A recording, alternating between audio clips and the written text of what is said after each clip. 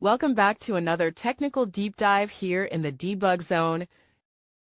Today we're tackling a big question and breaking it down with insights from other users. Hopefully this clears up some misconceptions and helps you get the answer you need.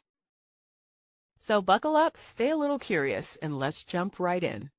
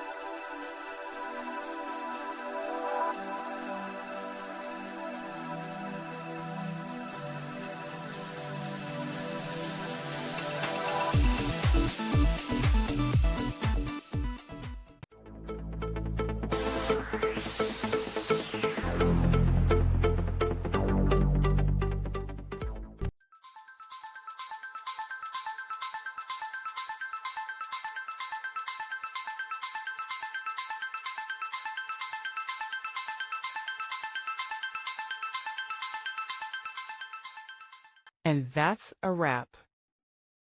I hope you found the answer you were looking for. If you did, take a second to hit that subscribe button. It really helps out. And let me know in the comments which solution worked best for you. See you next time in the debug zone.